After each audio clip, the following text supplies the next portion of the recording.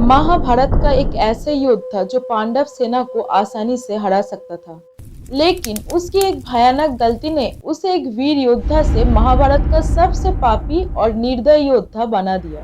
वो भयानक भूल जिसके कारण स्वयं भगवान श्री कृष्ण ने उन्हें श्राप दिया था और जो कहानी हम सदियों से सुनते आ रहे हैं। ये कहानी है स्वयं भगवान शिव का अंश और गुरु द्रोणाचार्य के पुत्र, सर पर दिव्यमानी धारण किए हुए जन्मा अश्वत्थामा की कहानी, जो आज भी हमारे बीच कहीं ना कहीं मौजूद है।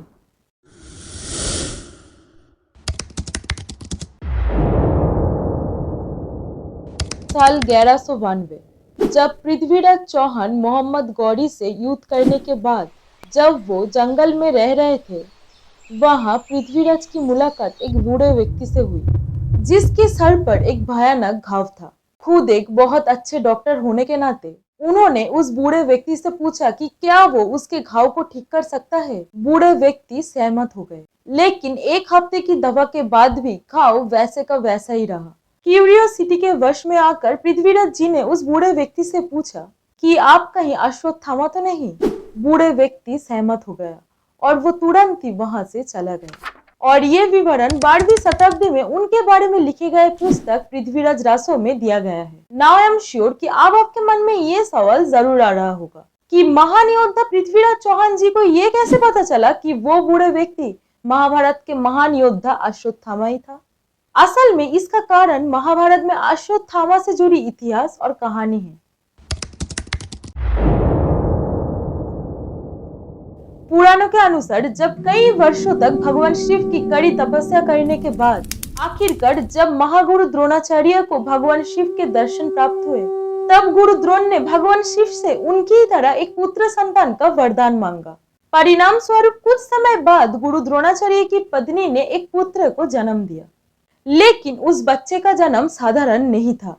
जन्म के समय वो बच्चा रोया नहीं था, बल्कि एक घोड़े की तरह हिनहिनाया था, और वो हिनहिनाने की आवाज इतनी जोरदार थी कि उससे पूरी धरती और पूरा आसमान कांप उठा था। और इसी घोड़े जैसी आवाज के कारण ही उसका नाम अश्वत्थामा रखा गया। अश्वत्थामा यानी जिसका अर्थ है एक पवित्र आवाज जो घोड़े से संबंधित है।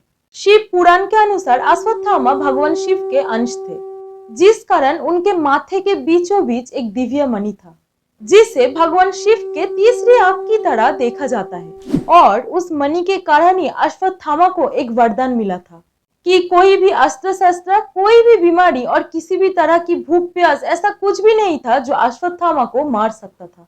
उसे अमरता का वरदान प्राप्त था। महर्षि गुरु द्रोणाचार्य युद्ध कला के महान शिक्षक। गुरु द्रोण ने ही कौरवों और पांडवों को युद्ध नीति की शिक्षा दी थी, लेकिन उसी के साथ ही अश्वत्थामा की शिक्षा भी सभी कौरवों और पांडवों के साथ ही हुई थी। अश्वत्थामा बचपन से ही बहुत प्रतिभाशाली था। वो भी अर्जुन और कर्ण जैसे ही एक कुशल धनुर्धर था, लेकिन उसी के साथ ही भगवान शिव का अंश होने के नाते उनकी गुस्सा और तेज भयंकर था। हम में से कई लोगों का ये मानना है कि गुरु द्रोण ने ब्रह्मास्त्र का ज्ञान सिर्फ और सिर्फ अर्जुन को ही दिया था। अगर आपको ब्रह्मास्त्र क्या है इसके बारे में विस्तार से जानना है तो आप हमारी इस वीडियो को एक बार जरूर देखें, जिसे आप इस आई बटन में क्लिक करके देख सकते हैं। So back to the video. लेकिन असल में ऐसा नहीं था।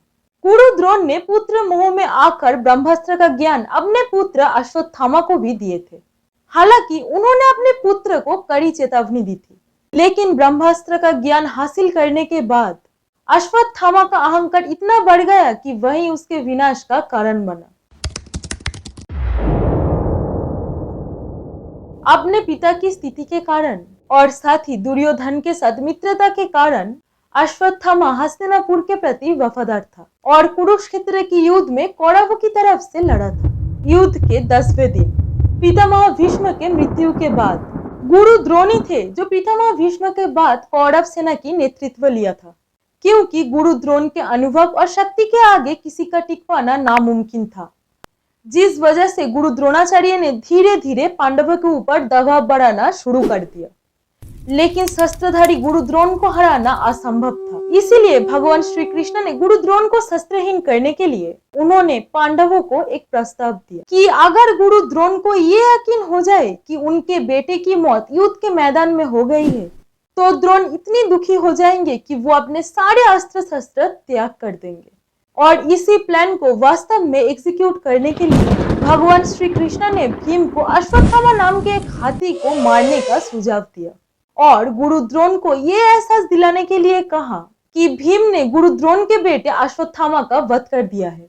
लेकिन वास्तव में गुरु द्रोण ने भीम के बातों पर भरोसा नहीं किया और युधिष्ठिर की ओर बढ़ गए, क्योंकि गुरु द्रोण युधिष्ठिर के धर्म के प्रति दृढ़ निष्ठा के बारे में जानते थे और ये भी जानते थे कि वो किसी भी परिस्थिति में झूठ नहीं बोल सकते। जब गुरु द्रोण युधिष्ठिर के पास गए और उनसे पूछा कि क्या उनका पुत्र वास्तव में भीम द्वारा युद्ध में मारा गया है, जिसके उत्तर में युधिष्ठिर ने हल्के से हाँ भी भरी।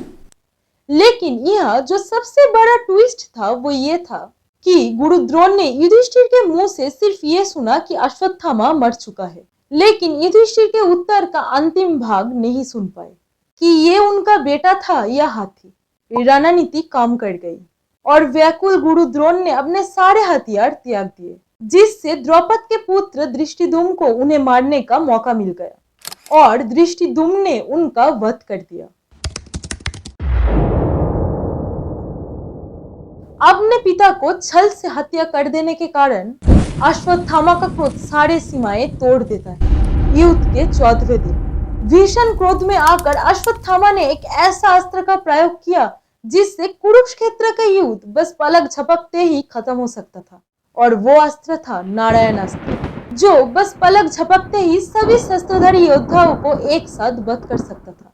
लेकिन श्री कृष्ण, जो कि स्वयं भगवान नारायण का ही रूप है, उन्होंने सारी सेना को अपना अस्त्र त्याग कर नारायणास्त्र के सामने आत्मसमर्पण करने के लिए कहा, क्योंकि भगवान श्री कृष्ण ये जानते थे कि संपूर्ण आत्मसमर्पण से ही केवल नारायणास्त्र से बचा जा सकता है। और ठीक ऐसा ही हुआ। सभी सेना अपना अस्त्र त्याग कर जमीन पर लेट गए, जिससे अश्वत्थामा का वार नाकाम रहा। कुरुक्षेत्र के युद्ध का 18वां दिन अश्वत्थामा अपने प्रिय मित्र दुर्योधन की मृत्यु से पूरी तरह टूट गया था और उसके मन में प्रतिशोध का आग जल रही है। कुरुक्षेत्र के युद्ध में दुर्योधन की मृत्यु ने अश्वत्थामा को बहुत ही मुश्किल में डाल दिया था।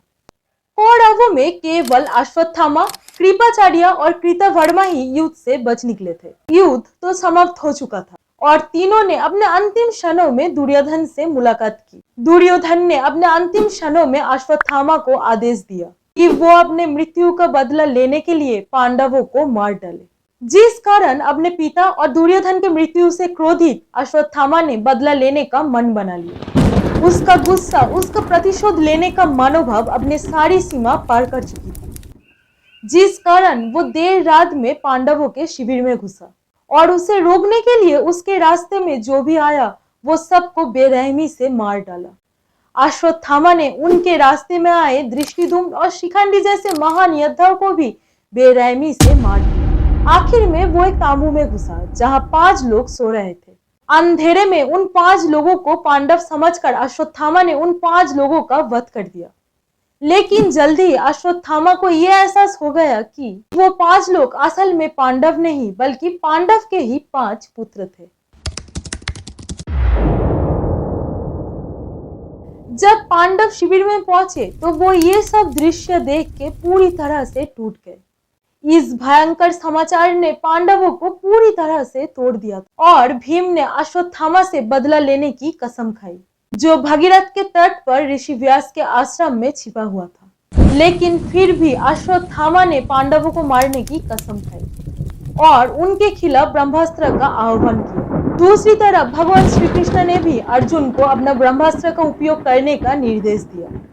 अपने अंदर भीषण शक्ति लिए वो दोनों अस्त्र आपस में टकराने ही वाले थे कि तभी वहां ऋषि वेदव्यास जी आ गए और उन्होंने अपने शक्तियों का इस्तेमाल करके उन दोनों को रोक लिया, क्योंकि ब्रह्मास्त्र के प्रभाव से पूरी धरती, पूरा संसार नष्ट हो सकता था। गुरु वेदव्यास जी ने दोनों योद्धाओं को समझाया और उन्हें शांत किया कि वो अपने अपने अस्त्र को वापस बुला ले। अर्जुन को इसका ज्ञान था, इसलिए वो अपने अस्त्र को वापस ले लिया। लेकिन इसके विपरीत अश्वत्थामा को केवल ब्रह्मास्त्र का प्रयोग करना आता था, लेकिन इसे रोकने का ज्ञान उसको नहीं था, जिस कारण वेदव्यास जी ने उन्हें सलाह दी कि वो उसे किसी दूर पहाड़ पर छोड़ दे। लेकिन तब भी अश्वत्थामा के मन में बदले का आग जल रहा था और उसी आग में जलकर उसने पांडवों के आखिरी अंश को खत्म करने के लिए उसने ब्रह्मास्त्र का प्रयोग अभिमन्यु के पत्नी उत्तरा के ऊपर कर दिया, जो कि उस समय गर्भवती थी। ये निर्दयी हरकत देख भगवान श्री कृष्ण बीच में आ गए और उन्होंने उत्तरा को बचा लिया और बाद में उत्तरा को एक पुत्र संतान हुआ, जिसका नाम परीक्षित रखा गया।